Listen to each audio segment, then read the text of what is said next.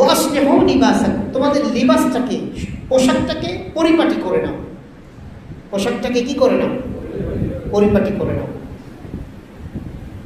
এটা কেন করবে?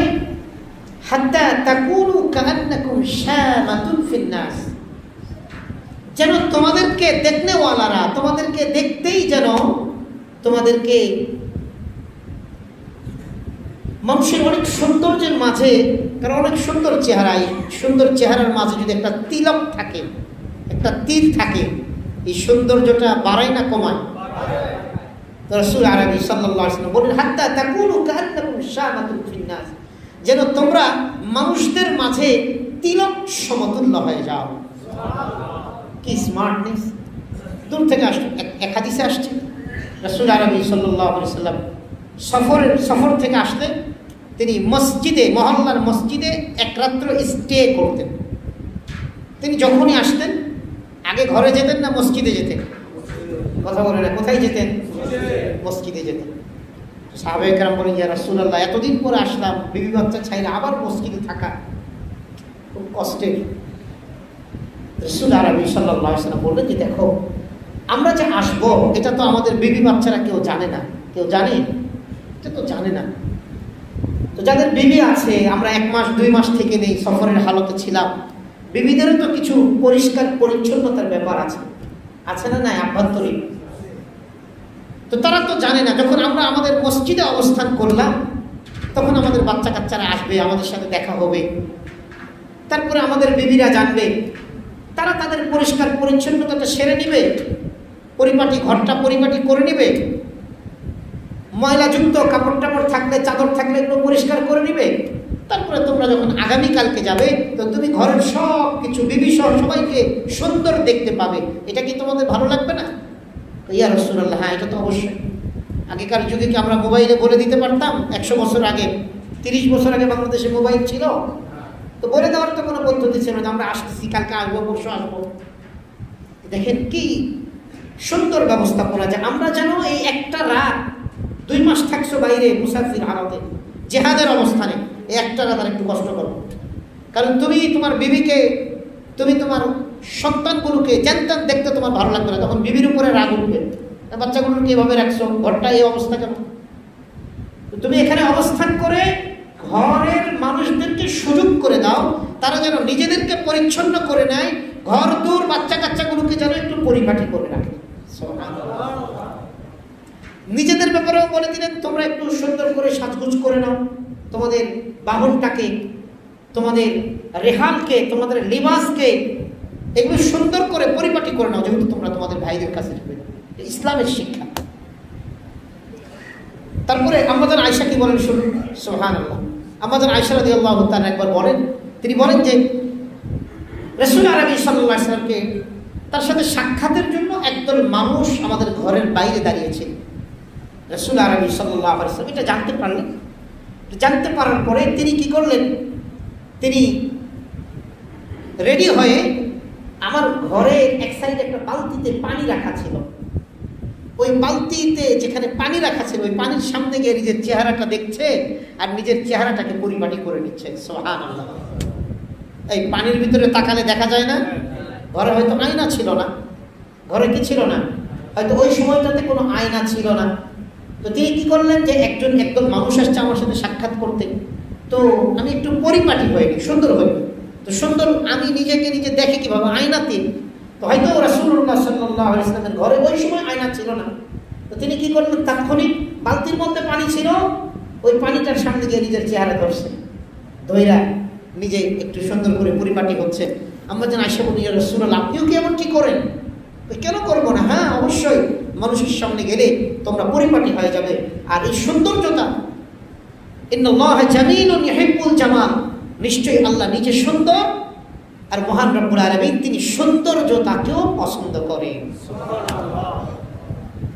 অনেকে এই ল্যাংড়া সাবরা হয়ে থাকাটাকে, আমি আমার মহল্লাতে যে ইমামের পিছনে নামাজ পড়ি, আল্লাহ তাকে হেদায়েত দান করেন, তো মাঝে মাঝে দেখি কাপড়ের মধ্যে একটু ময়লা সয়লা, খুব নিজের কাছে খুব বিরক্তি লাগে। তো মহল্লার বড় আলেমরে গিয়া, ওনাকে যিনি মসজিদে ইমামতি দিয়েছেন, আমি ওনারা গিয়া বিচার দিচ্ছি, যে ভাই বলেন এগুলো কি হাদিসের বহির্ভূত? একটা হচ্ছে দেখেন, একটা হচ্ছে যে অনেক সুন্দর, উনি অনেক বড়লোক মানুষ, ইমাম সাহেব অনেক বড়লোক মানুষ, এলাকায় বাড়ি আছে, উত্তরের পাশে বাড়ি আছে, রানাগোলাতে থাকে, ওনার বাবা করে রেখে গেছে।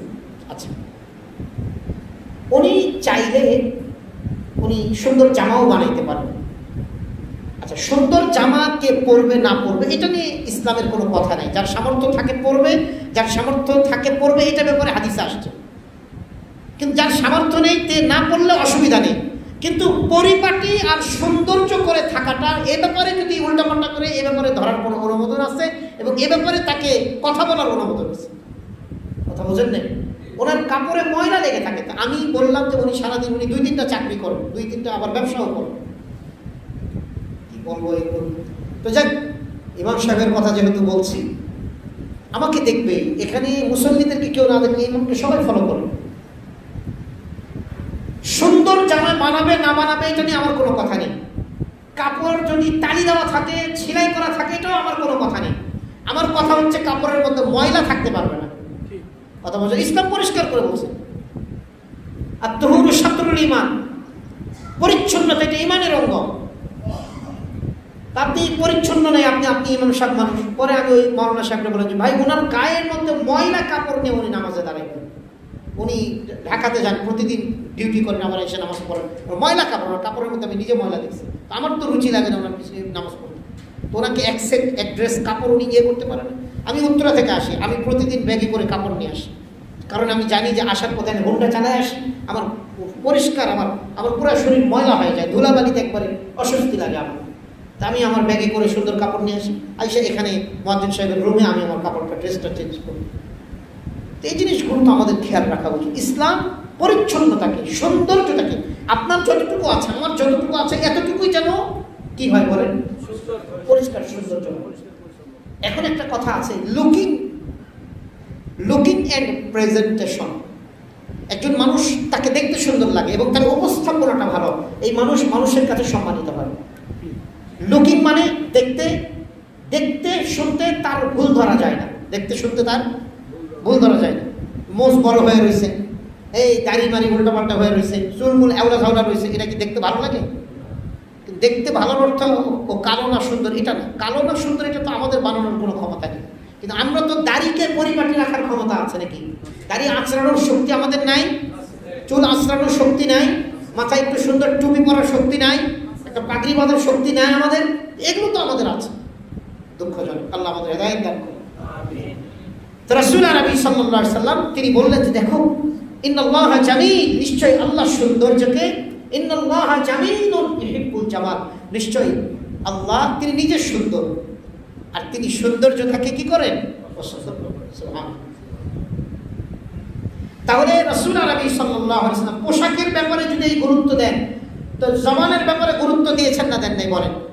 মুখকে পরিষ্কার করা, পোশাক যদি একটু 19 বিষয় তবুও মেনে নেওয়া যায়, কিন্তু ইমাম সাহেব, খতিব সাহেব, একজন বড় ব্যক্তির মুখ থেকে দুর্গন্ধ আসে, এটা মেনে নিতে পারবেন আপনি?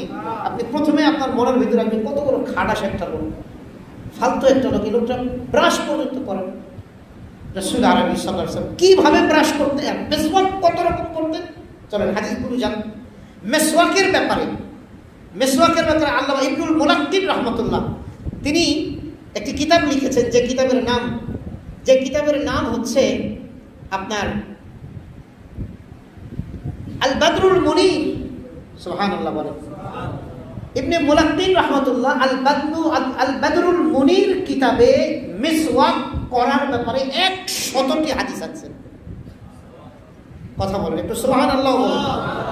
এই শবে বরাত পালন করেন না? শবে বরাত সারা রাত ঘুমান না, জাগনা থাকেন?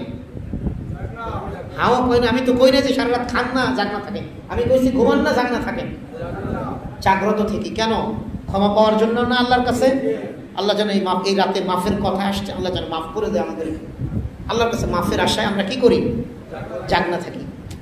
শবে বরাতের ব্যাপারে সহিহ হাদিস একটা বা দুটা আসছে। কয়টা আসছে? সহিহ হাদিস কয়টা আসছে? একটা বা দুইটা। শবে বরাতের ব্যাপারে জয়ীফ হাদিস সব মিলে 4টা থেকে 5টা হাদিস আসছে। শবে বরাতের ব্যাপারে সব মিলে কয়টা হাদিস আসছে? 4টা থেকে 5টা। আর মেসওয়াকের ব্যাপারে কয়টা হাদিস আসছে? কথা বলেন, জোরে বলেন, কয়টা হাদিস আসছে? 100-এরও অধিক হাদিস মেসওয়াক করার ব্যাপারে ইসলামে আসছে। সুবহানাল্লাহ।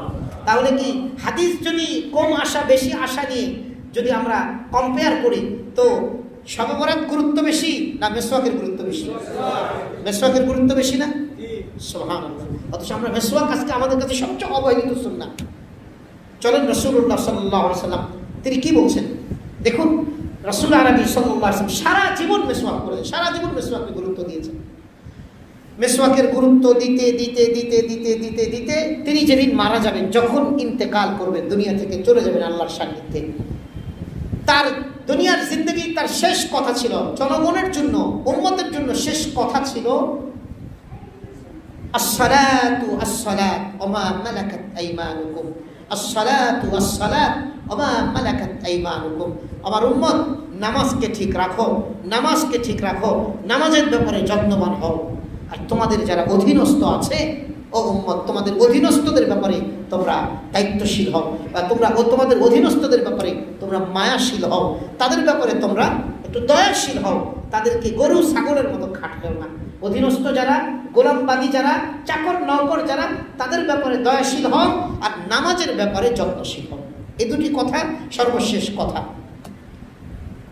উম্মতের জন্য। আর সর্বশেষ কথা যেটা ছিল সেটা আল্লাহর ব্যাপারে, আল্লাহুম্মা বির রাফিকিল আ'লা, আল্লাহুম্মা বির রাফিকিল আ'লা, আল্লাহুম্মা বির রাফিকিল আ'লা।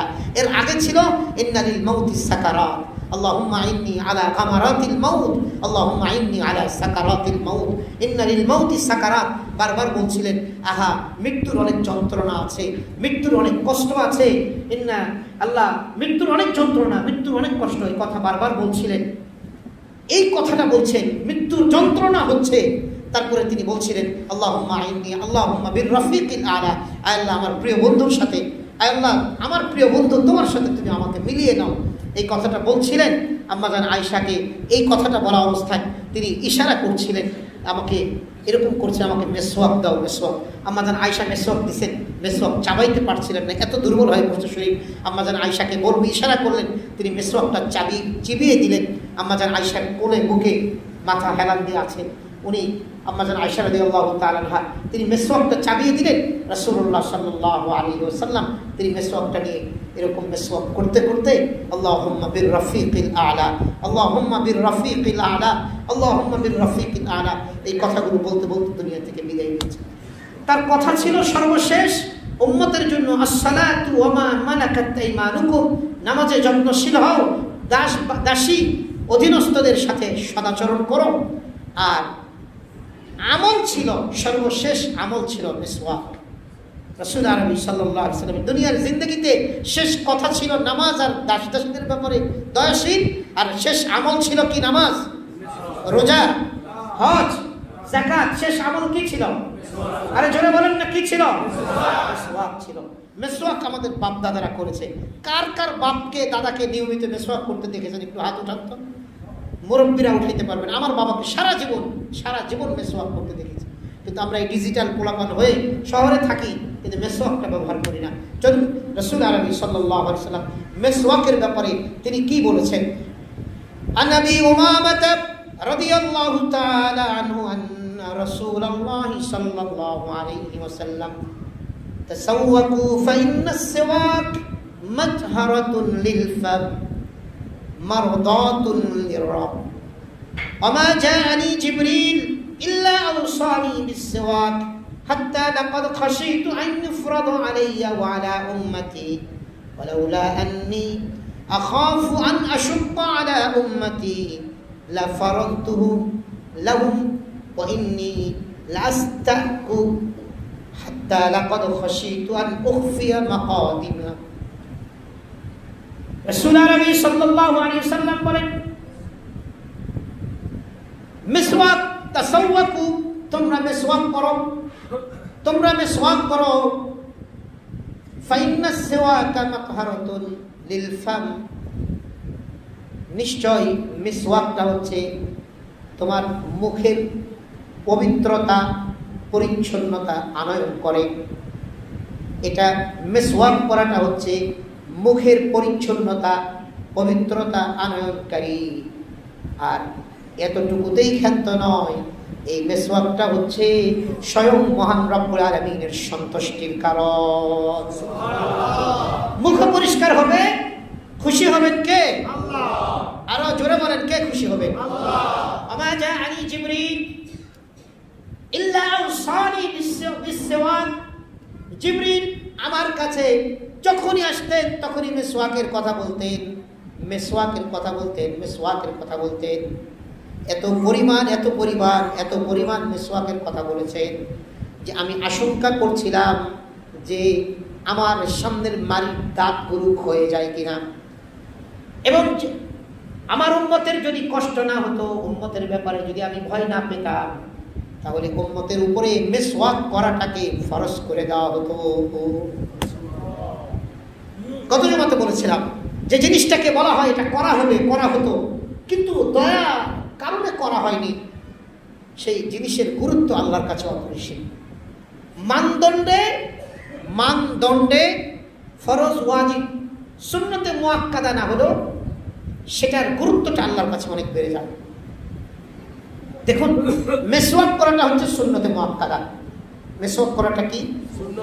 জোরে বলেন, আরে জোরে বলেন না। আমরা বাঙালি এই মানদণ্ডগুলো বললে একটু ভয় পাই। জোহরের আগে, জুমার আগে 4 রাকাত সুন্নত নামাজ কি? জোরে বলেন। সুন্নাতুন মুআক্কাদাতুন অর্থ হচ্ছে যে গুরুত্বপূর্ণ সুন্নাহ, খুবই গুরুত্বপূর্ণ সুন্নাহ। কেউ যদি রেগুলার ইচ্ছা করে ছেড়ে দেয় তাহলে গুনাহগার হবে, গুনাহে কবিরা হবে। রেগুলার ইচ্ছা করে ছেড়ে দিলে গুনাহে কবিরা হবে। নিয়মিত পরে একদিন আসতে দেরি হয়ে গেছে, পড়তে পারে না, আল্লাহ মাফ করে দেবে। কিন্তু ইচ্ছা করেই রেগুলার ছেড়ে দিলে কি হবে বলেন?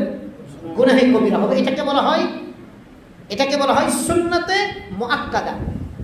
তো মিসওয়াক করাটা ওভারঅল সুন্নতে মুআক্কাদা, ফরজ ওয়াজিব নয়। তবে কি বলেন? জোরে বলেন, কি? সুন্নতে মুআক্কাদা। রাসূল আরবি সাল্লাল্লাহু আলাইহি ওয়াসাল্লাম তিনি বলেছেন, যদি মিসওয়াক করাটা আমার উম্মত, রেগুলার মিসওয়াক করাটা যদি উম্মতের জন্য কষ্টকর না হতো, তো আমি উম্মতকে এই মিসওয়াক করাটা আল্লাহ তাআলা উম্মতের উপরে ফরজ করে দিতেন। মুহতারাম হাজিরিন, মিসওয়াক করাটা রাসূল আরবি সাল্লাল্লাহু আলাইহি ওয়াসাল্লাম মিসওয়াকের ব্যাপারে কতটা গুরুত্ব দিয়েছেন এক হাদিসে এসেছে।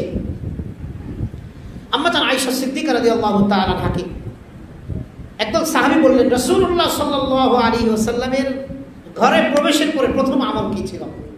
সুবহানাল্লাহ, কি ছিল? কে বলতে পারবো? মিসওয়াক করা। আন্না নবী সাল্লাল্লাহু আলাইহি ওয়াসাল্লাম কানা ইযা দাখালা বাইতা বাদা বিসওয়াক। সুবহানাল্লাহ, তিনি যখন ঘরে ইদা দাখালা বাদা বিসওয়াক, তিনি যখন ইদা দাখালা বাইতাহু বাদা বিসওয়াক, যখন তিনি ঘরে প্রবেশ করতেন প্রথমে তিনি মিসওয়াক করতেন।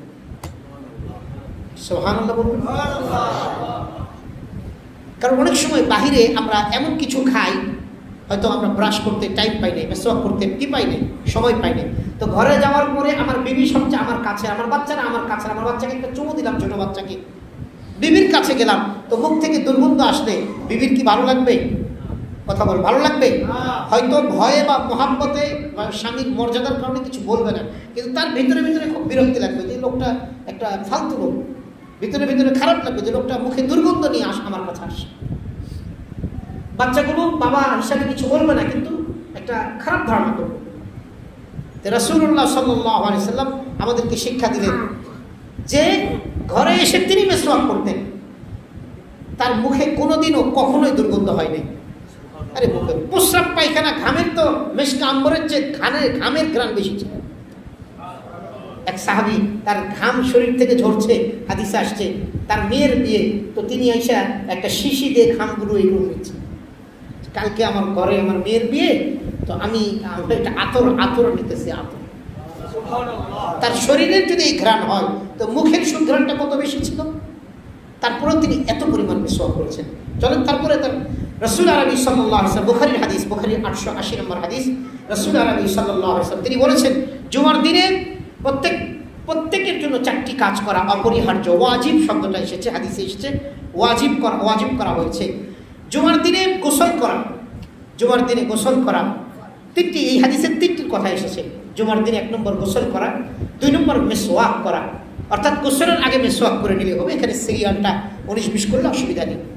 জুমার দিনে গোসল করা, মিসওয়াক করা আর সুগন্ধি ব্যবহার করা। কারা কারা করেছেন আজকে হাত উঠান তো? আলহামদুলিল্লাহ আমরা করেছি। গোসল অনেকে করেন নাই মনে হয়, 3টা হয় না, গোসল হয়েছে কার কারিটা বলে। বাঙালি গোসলে মাশাআল্লাহ, গোসল বাকি হয় না মাশাআল্লাহ, গোসল করেছেন। মেসওয়াকটা হয় নাই। আগামী জুমা থেকে কারা কারা মেসওয়াক কিনবো? ভাইরে 40 টাকা লাগে একটা মেসওয়াক, ঘরের সবাইকে দিবেন তো ইনশাআল্লাহ? দিবেন তো ইনশাআল্লাহ? একটা 40 টাকা সুন্দর রাসূলুল্লাহ সাল্লাল্লাহু আলাইহি ওয়াসাল্লাম জাইতুনের মেসওয়াক করতেন। তারপরে আসি তাইয়িবু আফওয়াহাকুম বিসওয়াক ফাইন্নাহা তুরুকুল কুরআন। তোমরা মিসওয়াক করার মাধ্যমে তোমাদের মুখকে পরিষ্কার রাখো, কেননা মুখ হচ্ছে কোরআন বের হওয়ার রাস্তা। তুরুকুল কোরআন, কেননা মুখ হচ্ছে কোরআন বের হওয়ার রাস্তা। আমরা কোরআন তিলাওয়াত করলে কোন দিক দিয়ে করি? কথা বলো না, কোন দিক দিয়ে? মুখ দিয়ে করা হয়। তো প্রিয় ভাই, যদি কোরআন তিলাওয়াত যদি আমরা মুখ দিয়ে করি, তাহলে আমাদের এই মুখটা পরিষ্কার পরিচ্ছন্ন রাখার দরকার আছে না নাই? সবাই বলে আছে না নাই? রাসূল আরবি সাল্লাল্লাহু আলাইহি ওয়াসাল্লামের কাছে দুজন ব্যক্তি আসলেন। আসার পরে একজন কথা বলছিলেন। হাদিসটি এসেছে আল মুজামুল কাবীর এবং তাবরানীর 12611 নম্বর হাদিস। রাসূল আরবি সাল্লাল্লাহু আলাইহি ওয়াসাল্লাম বলেন, দুজন ব্যক্তি আসলেন। আসার পরে একজন রাসূলুল্লাহ সাল্লাল্লাহু আলাইহি ওয়াসাল্লামের সাথে কথা বলা শুরু করলেন। রাসূল আরবি সাল্লাল্লাহু আলাইহি ওয়াসাল্লাম এই ব্যক্তির জবান থেকে দুর্গন্ধ বের হচ্ছিল। রাসূল আরবি সাল্লাল্লাহু আলাইহি ওয়াসাল্লাম সাধারণত তার এটা অভ্যাস নয়, তিনি তার ডাইরেক্ট বলে তুমি মেসওয়াক করো না। অনেক বিষয়ে তিনি ডাইরেক্ট কোনো সাহাবীকে, এটা ভুল হয়েছে, ডাইরেক্ট সাধারণত বলেন না, অল্প কিছু ব্যাপারে তিনি বলেছেন। তিনি বলতে চাইলে সামগ্রিকভাবে সবাইকে নিয়ে একসাথে বলতেন। একজন ফজরের সালাম ফিরেছে, একজন দাঁড়ায় বসে, দাঁড়ানোর পরে সুন্নত পড়তেছে। রাসূলুল্লাহ সাল্লাল্লাহু আলাইহি ওয়াসাল্লাম বললেন, তুমি কি পড়লা এটা? ওই সুন্নত বাদ পড়ে গেছিল, ফরজের আগে পড়তে পারি নাই, এখন পড়ে নিলাম। রাসূলুল্লাহ সাল্লাল্লাহু আলাইহি ওয়াসাল্লাম কিছু বললেন না। আরেকদিন, হয়তো 1-2 দিন পরেই হবে, আরেকদিন তিনি বললেন যে দেখো এই দুটোটা হাদিস তিরমিজির পাশাপাশি আসছে। আরেকদিন তিনি বললেন যে দেখো, যদি তোমাদের কখনো যদি ফজরের এসে দেখো জামাত দাঁড়িয়ে পড়েছে এবং তোমার মনে হয় যে সুন্নত পড়া শুরু করলে জামাত শেষ হয়ে যাবে, মানে হাদিসের মুলাক্কাসটা বলছি আমি, সারমর্মটা, তাহলে সুন্নত পড়বা না। কিন্তু আর যদি মনে করো যে না, সুন্নত পড়া তুমি ফরজ নামাজে কিছুটা হলেও পাবা, আত্তাহিয়াতুতেও পাবা, সুন্নতটা আগে পড়ে নাও। রাসূল আরবি সাল্লাল্লাহু আলাইহি ওয়াসাল্লাম তিনি বুঝালেন যে দেখো, ফজরের সুন্নত যদি কোনো রকম ফরজ নামাজের আগে পড়তে না পারো, তো নামাজের সালাম ফিরানোর পরে পড়বা না, কেননা ফরজের পরে সূর্য উদয়ের আগ পর্যন্ত আর কোনো নামাজ নাই। কথা ক্লিয়ার? আরে ভাই কথা ক্লিয়ার? ফরজের পরে সূর্য উদয়ের আগ পর্যন্ত আর কোনো নামাজ নাই। তাহলে এই সুন্নতটা কখন পড়বে? সূর্য উদয়ের 9, 15 বা 23 মিনিট পরে পড়বে। মতভেদ আছে, 15 মিনিট পরে পরে, এখন লামাইকার 15 মিনিটের কথা বলছে। 15 মিনিট পরে যখন সূর্য যখন উদয়ের 15 মিনিট যেটা হারাম ওয়াক্ত, ওটা ছাড়া তারপরে আপনি প্রথমে 2 রাকাত ফজরের ছুটে যাওয়া সুন্নত পড়ে নেন। এটা হচ্ছে হাদিস। কিন্তু তিনি সেদিন ওই লোকটাকে তাৎক্ষণিক বললেন না কেন? অনেক সময় তিনি শরম পেয়ে যাবেন। কি পেয়ে যাবেন? তিনি সাধারণত মানুষকে ভাবে লজ্জা দিতেন না। আমাদের তো অনেক আছে খুব হ্যাডোগুলো, মুখের উপর কইছি রে, আছে না নাই? হ্যাঁ, জালেমদের ব্যাপারে বলতে হবে, যারা 10 জন মানুষের ক্ষতি করে। বারবার বলছে ও জালেম, আরে বলেন পার্সোনাল কেউ গুনাহ করছে, তারে মুখের উপরে না বলা হয়। আল্লাহ কোরআনে বলছেন ওয়াইলুল লিকুল্লি হুমাযাতিল লুমাযা। কিছু মানুষ আছে তারা বলে মানুষের মুখের উপর বলে ফেলেছে। আহা, এদের জন্য দুর্ভোগ, যারা মানুষের মুখে মুখে কথা বলে মানুষকে কি করে? মানুষকে কষ্ট দেয়, মুখে মুখে কথা বলে। অনেক আছে আমি পিছনে কই না বেড়া, আমি একেবারে সামনেই কয়া, মানে সামনে কয়া বেড়ার কলিজা আর সব করতে আগুন লাগাই দেয়। সামনে কয়া কলিজার মধ্যে আগুন লাগাই দেয় না? আবারও বলছি, যে কথাটা তাকে গোপনে বললে শোধরায় যাবে, হয়তো সে বোঝে না, অথবা আস্তে আস্তে ঠিক হয়ে যাবে, সেই কথাটা মুখে মুখে বলা যাবে না। 10 জনের সামনে তাকে শরম দেওয়া যাবে না। ভাই কথা বুঝাইতে পারছি? আর হ্যাঁ, এমন কিছু অপরাধী সে নিজেই আকাম কুকামের শেষ নাই, সে হুজুরের বদনাম করতেছে, করে মনে করেন একটু মুখের উপরে, বেটা তুই তো আকাম সারাদিনে কত গুনাহ করস, বেটা কত আকাম করস, বদমাইশ তুই, আরেকজনের গীবত গাছ। কথা বুঝেন নাই? ওই নিজেই তো অপরাধী।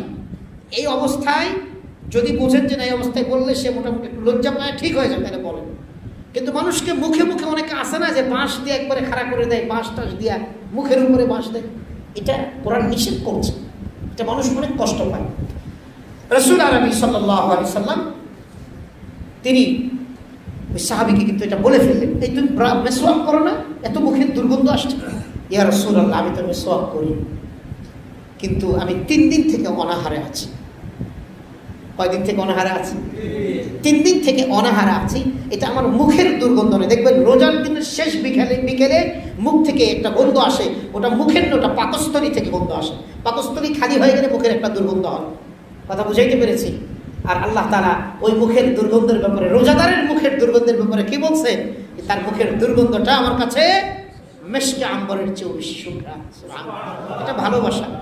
তো বলছিলাম তাহলে, আচ্ছা মেসওয়াক 10 সময় করতে হয়। মেসওয়াক কত সময় করতে হয়? সবাই বলি কত সময় করতে হয়?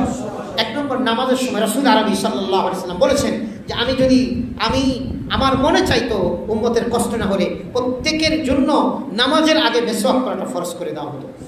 নাম্বার 2, ওযু করার সময়। কি করার সময়? ওযু করার আগে। আরেক হাদিসে আসছে উম্মতের কষ্ট না হলে প্রত্যেক ওযুর সময় মেসওয়াক করাটা ফরজ করে দিতাম। নাম্বার 3, কোরআন তিলাওয়াতের আগে মেসওয়াক করা। কিসের আগে মেসওয়াক করা বলেন? কোরআন তিলাওয়াতের আগে মেসওয়াক করা।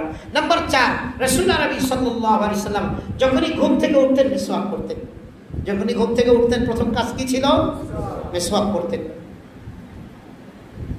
নাম্বার 5, রাসূল আরবি সাল্লাল্লাহু আলাইহি সাল্লামের মুখ দুর্গন্ধযুক্ত হলে মানে মুখ দুর্গন্ধ, রাসূলুল্লাহ সাল্লাল্লাহু আলাইহি সাল্লামের নাউজুবিল্লাহ, তার মুখ, তার শরীরেই তো দুর্গন্ধ নাই, মুখে কি দুর্গন্ধ হবে? তিনি দেখেন, তিনি আপনার পেঁয়াজ পছন্দ করতেন, কাঁচা পেঁয়াজ। আচ্ছা, কাঁচা পেঁয়াজ খেলে দুর্গন্ধ আসে না? অনেকে ভুল একটা মশলা, কাঁচা পেঁয়াজ, কাঁচা রসুন, এগুলো খুব শরীরের জন্য উপকারী, আপনি খেতে পারবেন, কোনো অসুবিধা নেই। কিন্তু ওগুলো খেয়ে মেসওয়াক না করে মানুষের সামনে যাওয়া যাবে না। ওগুলো খেয়ে মেসওয়াক না করে কার সামনে যাওয়া যাবে না? মানুষের সামনে। তো এই জন্য আমরা কাঁচা পেঁয়াজ খেতে পারি না। ভাতের সাথে অনেকে কাঁচা পেঁয়াজ খেতে আসলে মজা লাগে, আপনি খান। আর বাংলাদেশের কথার মধ্যে যেমন ঝাঁজ, পেঁয়াজের মধ্যে আল্লাহর রহমতে খুব ঝাঁজ, কথা কয় না। আমরা গত স্বৈরাচার থাকা অবস্থায় 250-300 টাকা পেঁয়াজ যখন খাইছি, তখন এইরকম পেঁয়াজ আমি দেখছি মিশর থেকে আসছে, এত বড় বড় পেঁয়াজ। আমি কইলাম, ভাই এটা কি পেঁয়াজ না এটা হচ্ছে কিশোর আলু? একটা কিশোর আলু আছে না, মিষ্টি মিষ্টি আলু, ওটার সাধু বাংলায় কিশোর আলু বলে, হালকা মিষ্টি, ওটা ডায়াবেটিস রোগীর মতো, ডায়াবেটিস রোগী যে জিনিস খাইলে ডায়াবেটিস বাড়বে না, ওই আলুর মতো এত বড় বড় পেঁয়াজ। ইন্ডিয়া থেকে আসে এত বড় পেঁয়াজ। এইগুলো পেঁয়াজ না এগুলো আপনার মূলা না এগুলো শশা, এগুলো পার্থক্য তেমন বোঝা যায় না, ঠিক না? ঠিক। আর বাঙালির কথার মধ্যে যেমন ধার, ওই পেঁয়াজের মধ্যেও তেমন ধার। এমন দুর্গন্ধ, বাপরে বাপ! পেঁয়াজ খাইতে মজা, চোখ মুখ সব লাল হয়ে যায়, চোখে পানি আসে, কিন্তু খেয়ে মজা, কিন্তু দুর্গন্ধও ভালো হয়। এরপরে আপনি খান, কিন্তু এরপরে কি করবো ভাই? কথা বলে না। তাহলে দুর্গন্ধ, মুখ দুর্গন্ধ হলে মেসওয়াক করবো। মেসওয়াক 10 জায়গায় করতে হয়। তারপরে ঘুমানোর পূর্বে মেসওয়াক করা, সুবহানাল্লাহ। ঘুমানোর পূর্বে মেসওয়াক করা। অনেক বাসাতে বাচ্চাদেরকে ব্রাশ করা শেখানো হয়। ভাই, ব্রাশ করাটা মুখের দুর্গন্ধ বা মুখ পরিচ্ছন্নতার জন্য ব্রাশ করলে অসুবিধা নেই, গুনাহ হবে না, মুখ পরিষ্কার করার সুন্নাত আদায় হয়ে যাবে। তবে মেসওয়াকের 70টা ফজিলত আছে, 70টা উপকারী আছে। কয়টা উপকারী আছে? 70টা উপকারী। ওই মেসওয়াক, ওই ডালের যেটা আছে, ওই উপকারটা আপনি ব্রাশ করলে পাবেন না। আপনি দেখেন গ্রামের, এখনো কখনো গ্রামে গেলে আমার এই কথাটা পরীক্ষা করবেন, গ্রামে 60, 70, 80 বছর বয়স যে মুরব্বী কোনোদিন ব্রাশ করে নেয়, ওই মুরব্বীর দাঁত আর আপনার দাঁত দিয়ে একটু পরীক্ষা করে নেবেন। দাঁতে টোকা দিবেন, দেখবেন টাস টাস করতেছে, দাঁতের উপরে যে গোস্তগুলো সব শক্তি দিয়া দাঁতগুলো ধরে রাখছে। এটা মেসওয়াক করার দ্বারা এটা হয়। ব্রাশ করার দ্বারা, রেগুলার ব্রাশ করার দ্বারা, নিয়মিত ব্রাশ করার দ্বারা, প্রতিদিন 2-3 বার ব্রাশ করার দ্বারা দাঁতের উপরের যে গোস্তগুলো আছে দ্রুত ক্ষয়ে যায়। দাঁতে দাঁত ক্ষয়ে যায় এবং দ্রুত ওই গোস্তগুলো নরম হওয়ার কারণে দাঁত পড়ে যায়। এই কথা বুঝাইতে পেরেছি? ইসলাম এত গুরুত্ব দিয়েছে, কিন্তু আমরা এমন কপাল করে আমাদের যে আমরা মিসওয়াকের কোনো গুরুত্বই রাখি। ঘুমানোর পূর্বেও মিসওয়াক করা। 7 নম্বর, দীর্ঘ সময় কথা বলার পরে মিসওয়াক করা। 7 নম্বর কি ভাই? দীর্ঘ সময় কথা বলার পরে মিসওয়াক করা। তারপরে 8 নম্বর, পানাহারের পরে মিসওয়াক করা। 9 নম্বর, দুর্গন্ধযুক্ত খাদ্য খাওয়ার পরে। মুখের দুর্গন্ধ হলে একটা, দুর্গন্ধযুক্ত খাদ্য খাওয়ার পরে আরেকটা। 9 নম্বর। 10 নম্বর হচ্ছে বাহির থেকে ঘরে আসলে মিসওয়াক করা। বাহির থেকে ঘরে আসলে মিসওয়াক করা। এই জিনিসগুলো আমাদের খেয়াল থাকবে তো ইনশাআল্লাহ। রাসূলুল্লাহ সাল্লাল্লাহু আলাইহি ওয়াসাল্লাম আম্মা জান আয়েশা, উম্মুল মুমিনিন আয়েশা রাদিয়াল্লাহু তাআলা বলেন, যখন রাসূল আরবি হাতে যখনই ঘুম থেকে উঠতেন তখনই মিসওয়াক করতেন। মিসওয়াকের গুরুত্বটা আমরা বাঙালিরা জীবনে বুঝবই না হয়তো। যদি কেউ সৌদি আরবে গিয়ে থাকে না, যারা আমলদার মানুষকে দেখছেন, অল টাইম এখানে মিসওয়াক থাকে, অল টাইম। নামাজের আগে তো 2টা ডলা দিতেছে, কিন্তু আমরা এটা পারি না। মানে ওই ডলা দেওয়ার পরে যে থুতু আসবে, ওই থুতুটা আমরা খেয়ে ফেলতে পারি না। কিন্তু ওনারা আবার ওই থুতু আসতে হয়তো ওটা খেয়ে ফেলে, কিন্তু আমাদের কাছে ওই মুখ না কুলি করলে আমরা আর ওটা মানে আমাদের একটা খিটপিট লাগা যায়, আমরা মানে অস্বস্তি পড়ে যায়, নামাজই নষ্ট হয়ে যায়। কথাকে ভুল বলতেছি, আসলে ওই প্র্যাকটিস না। কিন্তু আরবিয়ানরা হাদিস আসছে নামাজের আগে মিসওয়াক, তো কি করলেন? নামাজের আগে হয়তো ওই এক ওযুতে কয়েক ওয়াক্ত নামাজ পড়বেন, তো নামাজের আগে মিসওয়াক করার কথা বলছে। মিসওয়াকটা বের করে একামত হইতেছে, আল্লাহর বান্দা মিসওয়াক দিয়ে 2টা ডলা দিয়া পকেটে রাখা আল্লাহু আকবার নামাজ শুরু করতেছে।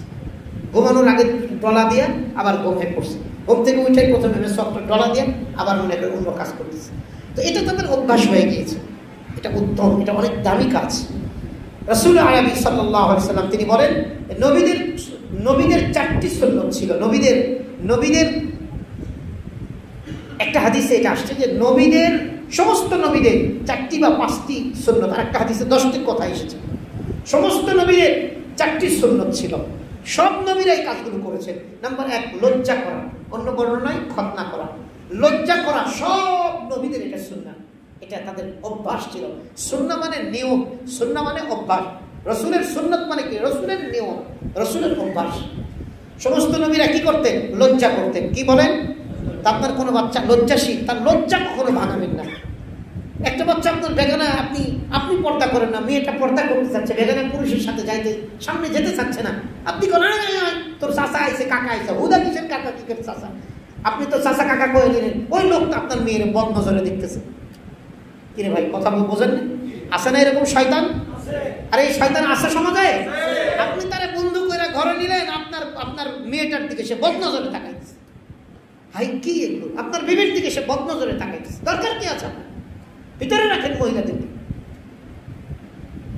লজ্জা, মহিলাদের লজ্জা কখনো ভাঙবে না, কারণ লজ্জা ভাঙার দরকার নেই। লজ্জা এটা আল্লাহর পক্ষ থেকে আসলে দামি জিনিস। অন্য বর্ণনা আসছে খতনা করা।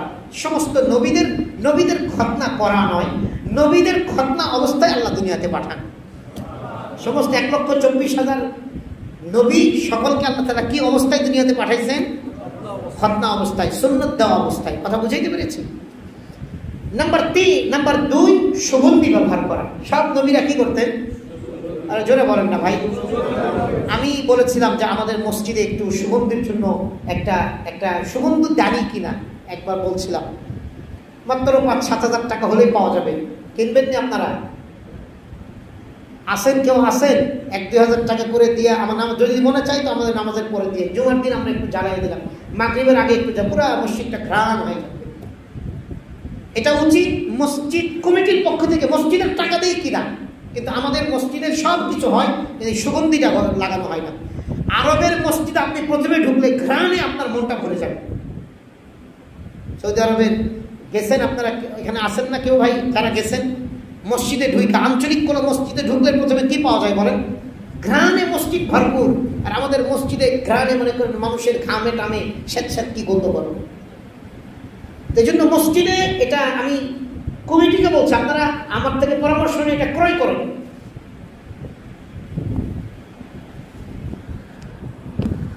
তো তারপরে সুগন্ধি ব্যবহার করা, এটা খুবই গুরুত্ব দেওয়া বাচ্চাদেরকে ছোট কাল থেকে। আমার ঘরে অনেক সুগন্ধি রাখা আছে আলহামদুলিল্লাহ। আলমারি ভর্তি মানুষ, আমি আলমারি ভর্তি সুগন্ধি কিনে রাখি, যেখানে যে একটা সুগন্ধি এনে রেখে। বাচ্চারা শিখে। রাসূল আরবি সাল্লাল্লাহু আলাইহি ওয়াসাল্লাম বলছেন যে আমি সবচেয়ে বেশি ভালোবাসি তিনটা জিনিসকে, নামাজ, নারী, সুগন্ধি। এই তিন জিনিসকে আমি খুব ভালোবাসি, সবচেয়ে বেশি ভালোবাসি। এই সুগন্ধি আল্লাহ আমাদের ব্যবহার করার তৌফিক দান করুন। যে বেশি সুগন্ধি ব্যবহার করে তার মানসিকতাটা ফ্রেশ থাকে, মানসিকতাটা সুন্দর হবে। কথা বুঝাইতে পারছি? ব্রেনটা বেশি কাজ করে যারা সুগন্ধি ব্যবহার করে বেশি।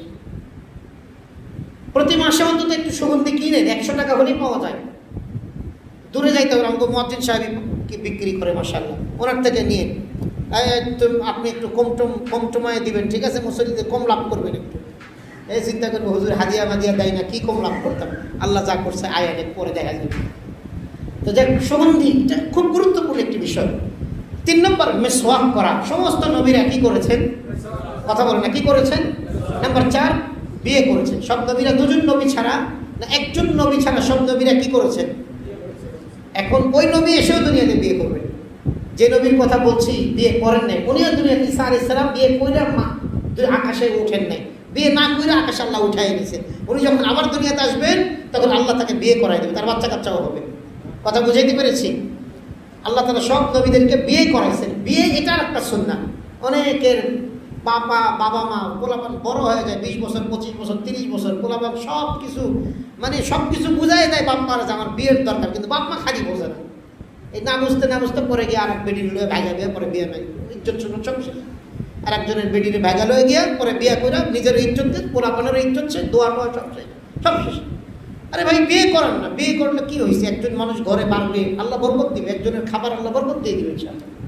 কথা বুঝাইতে পারছি? বিয়ে করলে অনেক কিছু লাগে না, সব নবীর সুন্নাত। ইলাহি রহম করেন। আরেকটা হাদিস বলে আমাদের আলোচনা শেষের দিকে যাব। রাসূলুল্লাহ সাল্লাল্লাহু আলাইহি ওয়াসাল্লাম বলেছেন, এই হাদিসে আসছে আপনার হচ্ছে 10টি কাজ দ্বীনের স্বভাবের অন্তর্ভুক্ত। নাম্বার 1, গোঁফ ছোট করা। কি করা ভাই? গোঁফ কোনটারে কয়? আমরা কই হুজুর গোঁফ ছোট হোক না হোক, দাড়িটা ছোট করে রাখে বা দাড়িটা ক্লিন শেভ করে রাখে। দ্বীনি স্বভাব, দ্বীনের কাজ হচ্ছে মূল 10টি। 1 নম্বর গোঁফ ছোট করা। 1 নম্বর কি করা ভাই? দাড়ি লম্বা করা। 2 নম্বর কি? দাড়ি লম্বা করা। আমরা করি উল্টা, বাঙালি খালি উল্টা, দাড়ি কাইটা সাইজ করে সব শেষ করে ফেলে, আর গোঁফটা একেবারে মনে করেন কিসের মতো, মুসির মতো বড় বড় রেখে দেয়। অথচ হাদিস আসছে গোঁফগুলো ছোট করো, দাড়ি লম্বা করো। ওয়াফুল্লাহা অকসুস শারিব, তোমরা দাড়িকে ছেড়ে দাও, মুছকে খাটো করো যতটুকু করতে পারো। নাম্বার 3, মিসওয়াক করা। এখানে মিসওয়াক আসেনি? 3 নম্বর কি বলেন? মিসওয়াক করা। নাম্বার 4, পানি দ্বারা নাক পরিষ্কার করা। কি দ্বারা নাক পরিষ্কার করা? নাক কোন আঙ্গুল দিয়ে পরিষ্কার করবো? বৃদ্ধ আঙ্গুল দিয়ে। কোন আঙ্গুল দিয়ে? কিনা আঙ্গুল দিয়ে। নাকে একটু পানি নিয়ে কিনা আঙ্গুল দিয়ে ঘাইটা। ওযু করার সময় আপনি যদি নাক ঘাটেন তো মানুষ আপনারে খারাপ কইব না ভালো কইব? কিন্তু মানুষের সামনে এসে যদি নাকে ঢুকে একবারে মনে করেন প্রসেস মারতেছেন, এটা হইল? আপনি এখানে হ্যান্ডেল মারার মতো মেশিনের মানুষের সামনে নাকে আঙ্গুল দিয়ে একবারে পুরা মারতেছেন, এটা কেমন? ভদ্রতার মধ্যে পড়ে এগুলো? আপনি ওযু করার সময় নিশ্চয়ই নাকটা পরিষ্কার করেন না, এই জন্য মানুষের সামনে চুলকাইতেছে কেন? ওযু করার সময় নাকটাকে সুন্দর করে পরিচ্ছন্ন, সুন্দর করে পানি ঢুকায় আস্তে আস্তে নাইরা সুন্দর করে নাকটা ভালো করে পরিষ্কার করে দেখবেন, মানুষের সামনে গিয়ে নাক আর কি হবে না, চুলকাইবে না। এই নাক পরিষ্কার করা এটা মানুষের স্বভাবের মধ্যে পড়ে, মানুষের একটা দ্বীনি স্বভাবের অন্তর্ভুক্ত। কেউ ওযুর সময় নাক পরিষ্কার করে মানে লোকটার ভিতরে দ্বীনের স্বভাব আছে। কথা ক্লিয়ার? নাম্বার 5, নখ কাটা। কি কাটা? কি কাটা?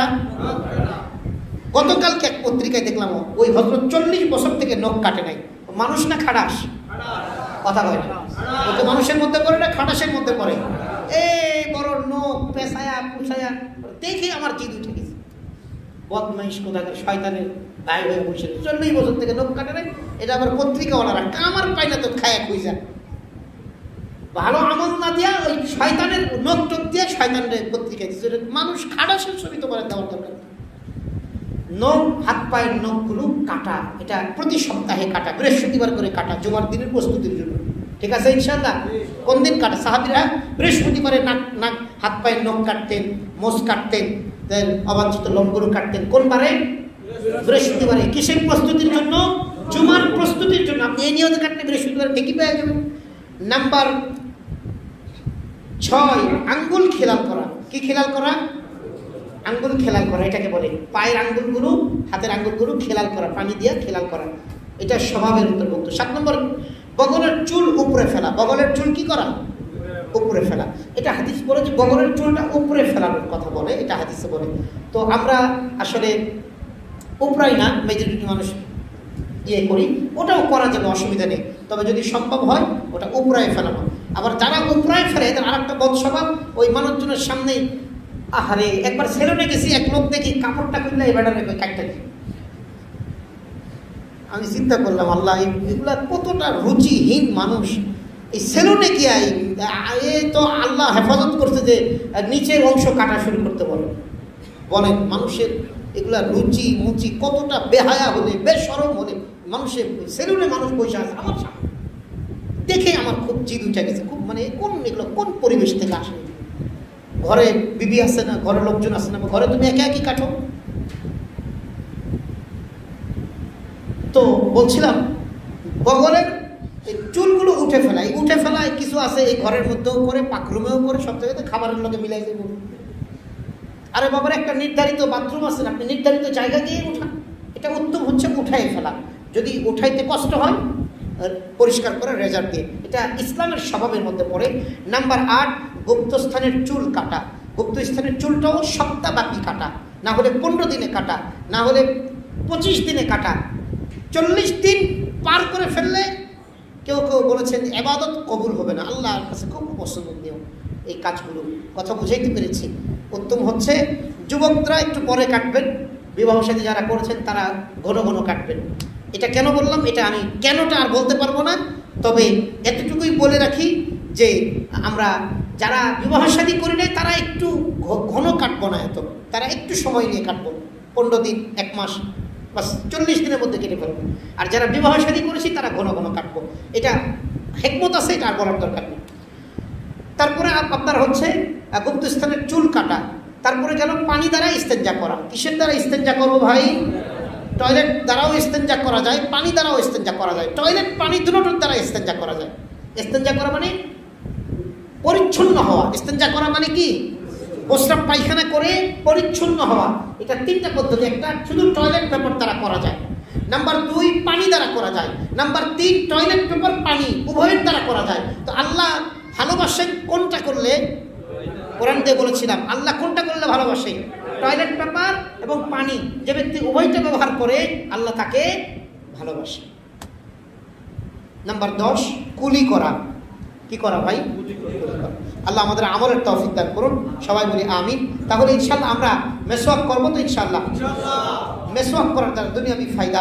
মেসওয়াক করার দ্বারা দুনিয়াবি ফায়দা হচ্ছে মস্তিষ্ক সজীব হয়ে যায়, ব্রেন পরিষ্কার থাকে, দাঁত জীবাণু মুক্ত হয়। নাম্বার 3 দাঁতের ক্যালসিয়াম পূরণ হয়। কি পূরণ হয় বলেন? ভাইরে ভাই, আল্লাহ পাক এটা বুঝান আমাদের তৌফিক দান করুন। দেখুন আপনি যখন আমি গ্রামে গেলে করি কি, গ্রামে গেলে প্রতিদিন আমার ভাতিজা আছে বলি, আব্বারে তুমি গিয়ে আমার জন্য একটা খেজুরের ডাল কাইটা।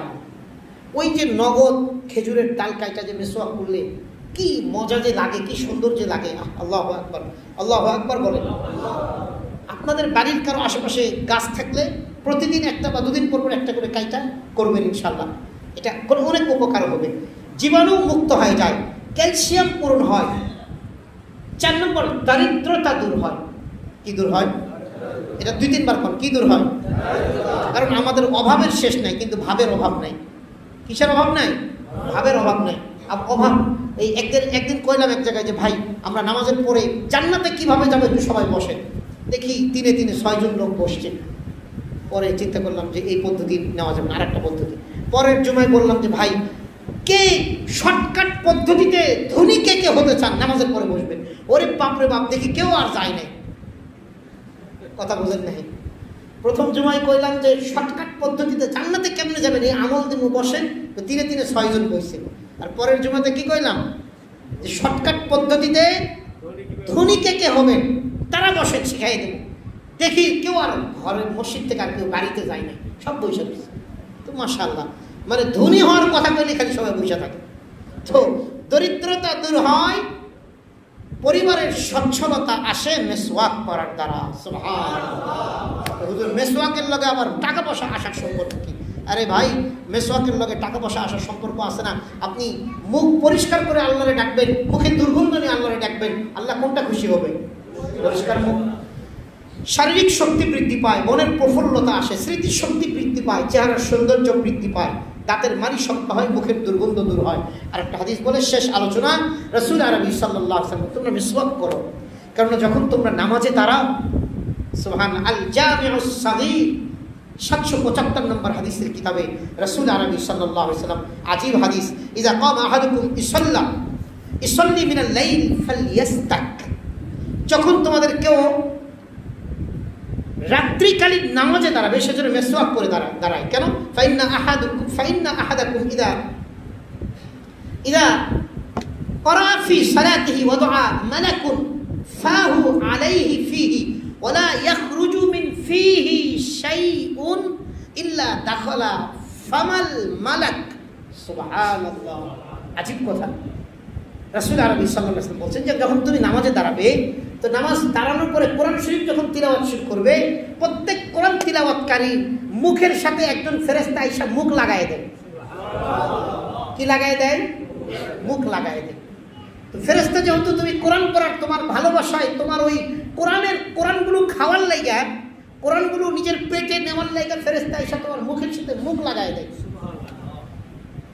এমনকি ওয়ালা ইয়াখরুজু মিন ফিহি শাইউন ইল্লা দাখালা ফামাল মালাক, তুমি তোমার জবান থেকে যা কিছু বের হয় সব কিছু ফেরেশতার পেটের ভিতরে চলে যায়।